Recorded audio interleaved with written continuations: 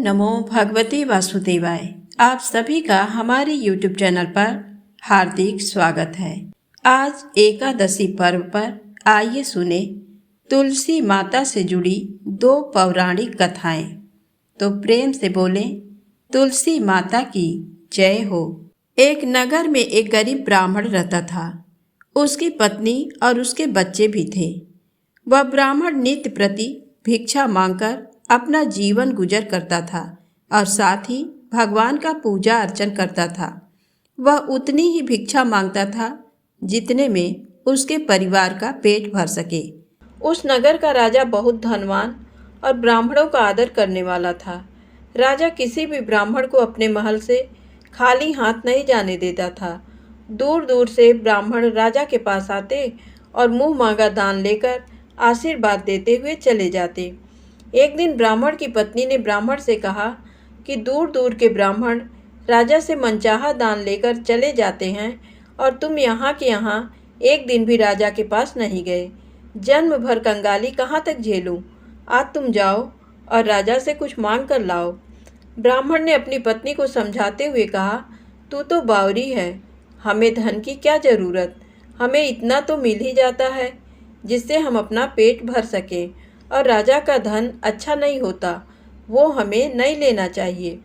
ब्राह्मण की पत्नी जिद पर अड़ गई और बोली, मैं तुम्हारी एक भी बात सुनने वाली नहीं हूँ। कब तक हम कंगाली में जीते रहेंगे? तुम तो रोज़ माला लेकर बैठ जाते हो। अपने बच्चों को क्या खिलाएं और क्या पहनाएं? जब बच्चे दूसरे बच्चों को पहनते ओढ़ते और खाते पीते देखते हैं तो उनका मन भी ललचाता है। आज तुम राजा के पास जाओ, राजा बहुत भला व्यक्ति है, वो हमें जरूर मुँह मांगा दान देगा। मजबूर होकर ब्राह्मण राजा के महल की ओर चल दिया, पर राजा उस समय महल में नहीं था। ब्राह्मण को वापस लौटना पड़ा। दूसरे दिन ब्राह्मण की पत्नी ने ब्राह्मण को फिर से महल भेजा, परंतु राजा फिर से महल में नहीं मिला।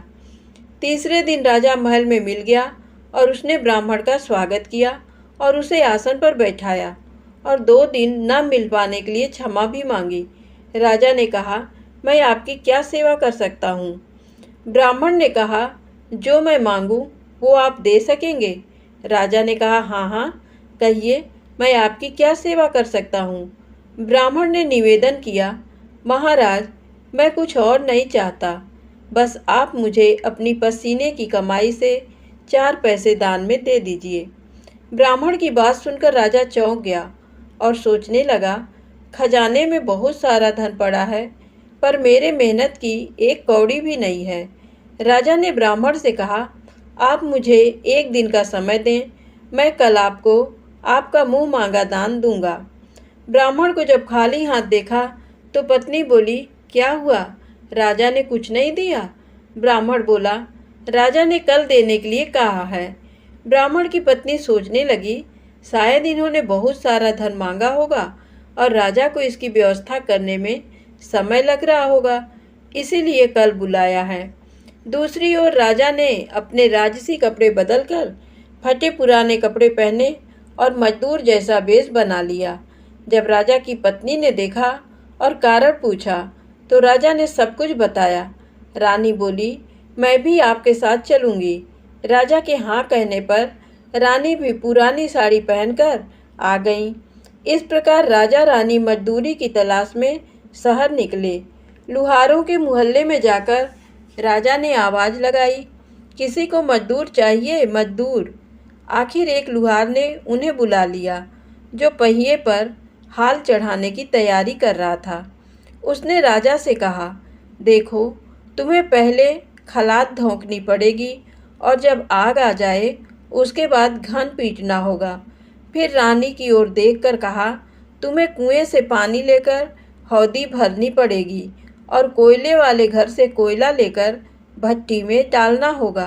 तुम दोनों को दिन भर में 2-2 आने मिलेंगे। अगर काम पसंद हो तो बोलो, नहीं तो अपना रास्ता नापो। राजा रानी लुहार के बताए काम को करने लगे। राजा खलात धोंकने लगा, पर उससे काम ठीक से नहीं हो पा रहा था। लोहार नाराज होकर राजा को ठीक से काम करने के लिए कहता। राजा जैसे तैसे अपना काम करने लगा। रानी भी कुएं से पानी भरकर लाने लगी। रानी के हाथ में फफोले पड़ गए। किसी तरह बड़ी कठिनाइयों से उसने पानी का हौद भरा। उसके बाद रानी कोयला लाकर भट्टी में डालने लगी। कोयला भरने से रानी के गोरे हाथ और कपड़े काले हो गए। भट्टी में आग आने पर लुहार ने पांत भट्टी में से निकालकर पहिए पर जमाई और एक घन अपने हाथ में लेकर और एक राजा के हाथ में देकर कहा, देखो बारी बारी से घन इस पर पटकना, हाथ इधर उधर ना होने पाए। राजा जोर जोर से घन पटकने लगा, लेकिन उसका निशाना ठीक नहीं बैठता था।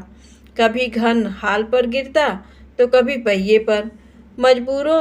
मजदूरों का ये हाल देखकर लुहारिन बड़बड़ाती हुई आई और लुहार से कहने लगी, तुमने कहाँ से ये नौसिखिए मजदूर काम पर लगाए हैं?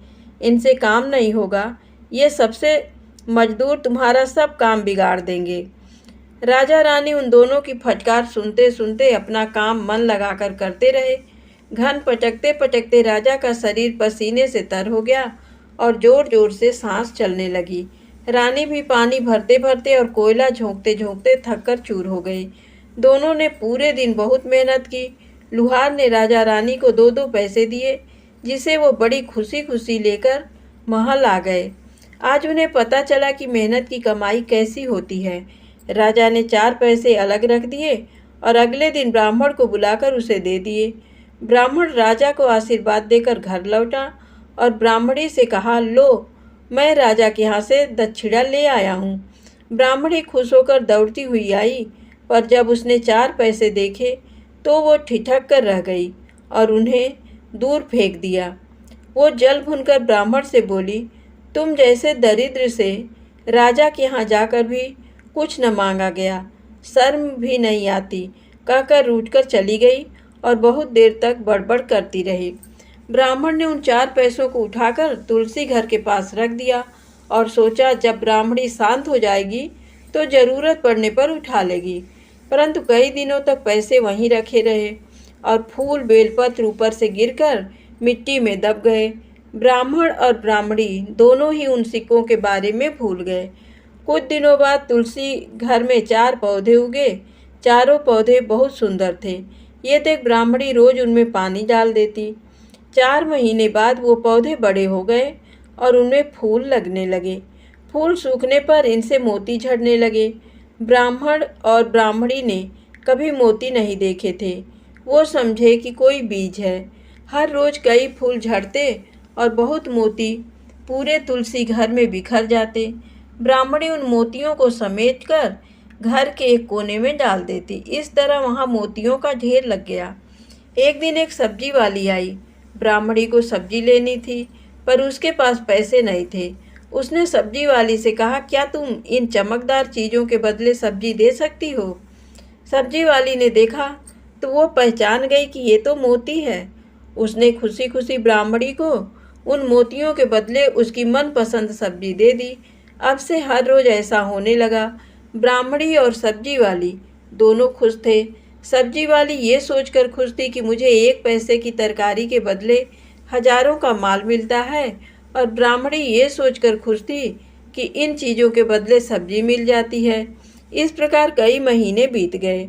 उधर राजमहल में कई राजहंस थे जो मोती चुगते थे। राजा का ये नियम था, जब राजहंस मोती चुग लेते थे इसके बाद ही राजा और उसका परिवार भोजन करता था।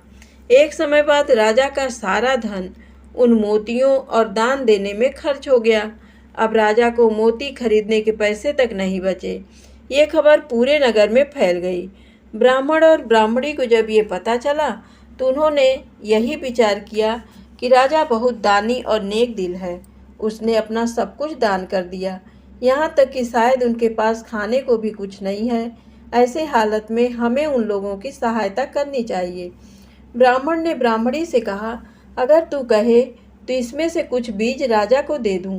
तू कहती है इससे सब्जी और खाने की चीज़ें मिल जाती हैं। ब्राह्मणी ने कहा, हाँ, मैं रोज़ इसके बदले सौदा लिया करती हूँ। ऐसा कहकर ब्राह्मणी एक टोकरी बीज भर लाई। ब्राह्मण राजा के पास पहुँचा और उसे वो मोती दिए और राजा को सारी बात बताई। राजा उन मोतियों को देखकर चौंक गया। उसने मोती राजहंस को दिए। राजहंस उन्हें चुगने लगे। ये देख राजा ने ब्राह्मण से कहा, एक एक मोती सैकड़ों रुपयों का है। सच बताएं, आपके पास इतने मोती कहाँ से आए? ब्राह्मण बोला, महाराज, ऐसे बीज तो हमारे घर पर बहुत हैं। और राजा को पूरी बात बताई। राजा अपने मंत्रियों के साथ ब्राह्मण के घर पहुंचे और उन चारों पेड़ों को देखा। पूछताछ में उन सिक्कों वाली बात सामने आ गई। जब पेड़ों को देखा तो उनकी जड़ के पास वही सिक्के चिपके हुए थे। आज ब्राह्मण ब्राह्मणी को मालूम हुआ कि उनके पास लाखों करोड़ों की दौलत है, जिसे वो साधारण बीज समझते थे।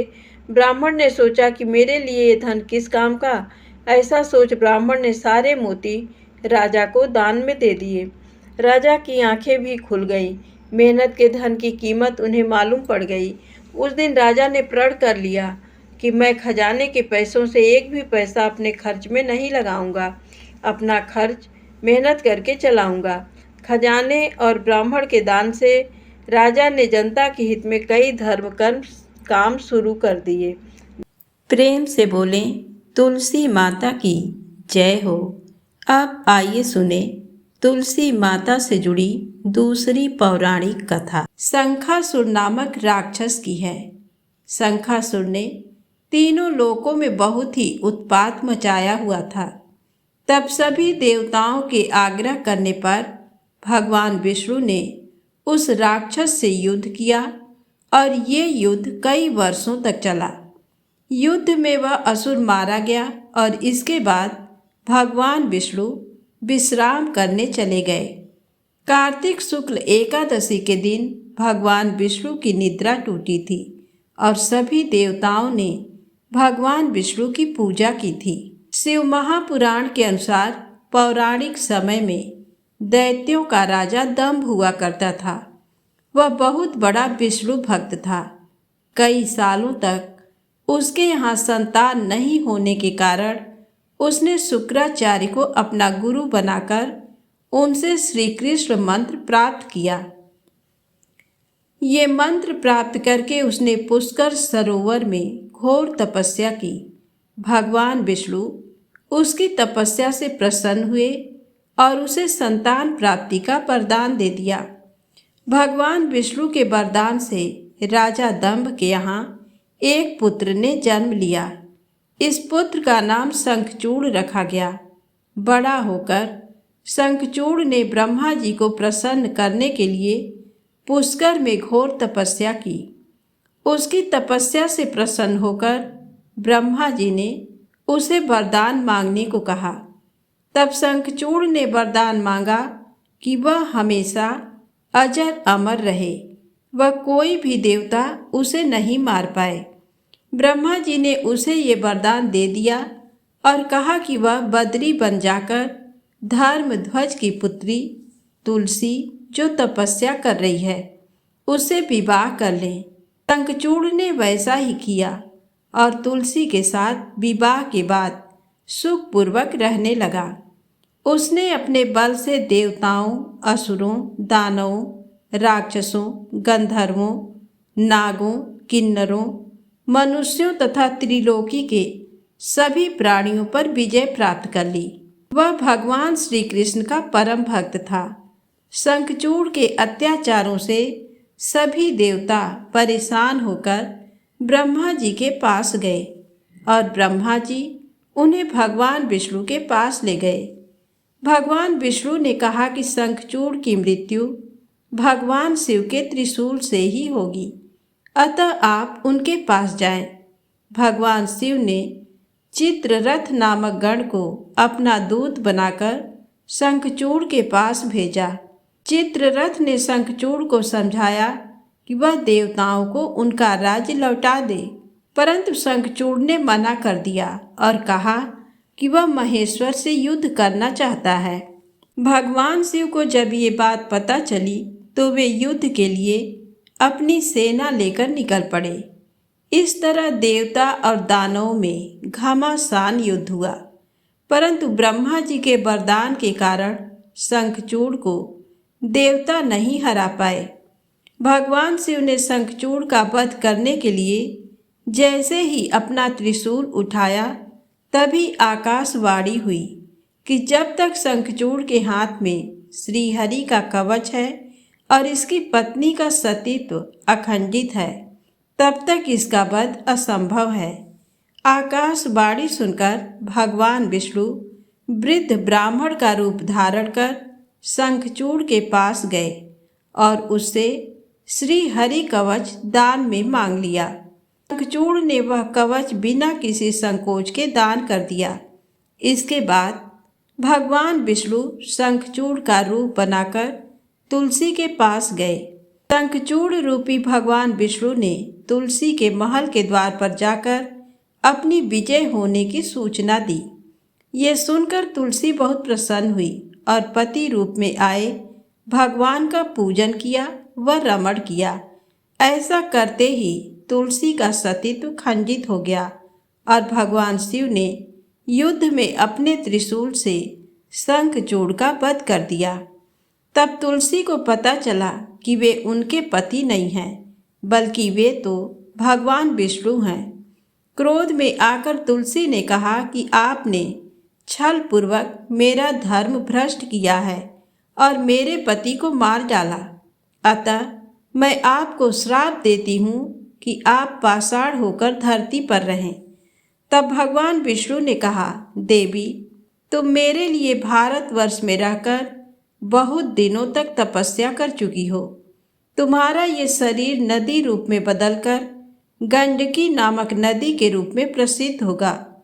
तुम पुष्पों में श्रेष्ठ तुलसी का वृक्ष बन जाओगी और सदा मेरे साथ रहोगी। तुम्हारे श्राप को सत्य करने के लिए मैं पाषाण बनकर रहूँगा। गंडकी नदी के तट पर मेरा वास होगा। देव प्रबोधिनी एकादशी के दिन भगवान शालिग्राम व तुलसी का विवाह संपन्न कर मांगलिक कार्यों का प्रारंभ किया जाता है। हिंदू धर्म मान्यता के अनुसार इस दिन तुलसी शालिग्राम विवाह करने से अपार पुण्य प्राप्त होता है। तो प्रेम से बोले श्री हरि विष्णु भगवान की जय हो, तुलसी माता की जय हो।